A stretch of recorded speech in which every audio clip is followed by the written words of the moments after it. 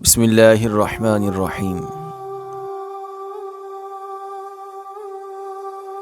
چار عادتیں، حرکتیں اور کمزوریاں گھر کی بربادی کا باعث ہوتی ہیں۔ انہی وجوہات سے گلشن اجڑتے اور ویران ہوتے ہیں۔ اپنے مستقبل کا خیال رکھتے ہوئے یہ طور طریقے فی الفور چھوڑ دیں۔ نمبر 1، خاوند کی غیر موجودگی میں اس کے گلے شکوے کرنا۔ ایسی عورتیں کبھی عزت نہیں پا سکتی۔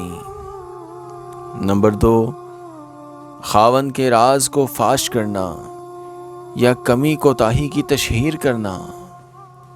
نمبر 3، خاوند کے منہ سے جذبات میں نکلنے والی بات کو پھیلانے کے بجائے دل میں رکھنا۔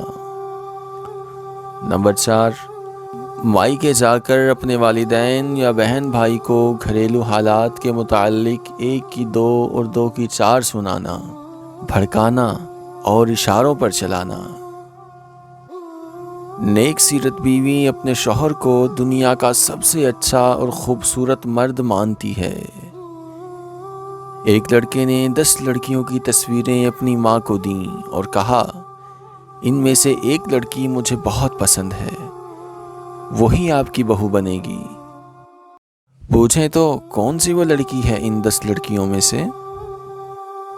ماں نے غور کرتے ہوئے سب تصویریں دیکھیں اور ایک لڑکی کی تصویر نکال کر کہا، یہ وہ لڑکی ہے جو تم نے پسند کی ہے۔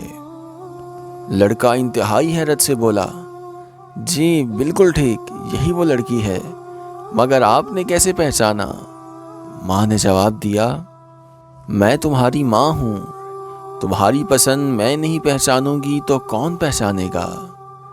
اور دوسری بات، تمہاری پرورش میں نے بہت دیکھ بھال کے کی ہے۔ باقی سب لڑکیوں نے عجیب کپڑے پہنے ہوئے تھے، مگر اس لڑکی نے بالکل اسلام کے مطابق اور سنورے ہوئے کپڑے پہنے ہوئے تھے۔ مجھے اپنی پرورش پر یقین تھا، اس لیے میں دیکھتے ہی سمجھ گئی کہ میرے بیٹے کو اس لڑکی کے علاوہ کوئی لڑکی پسند ہی نہیں آ سکتی۔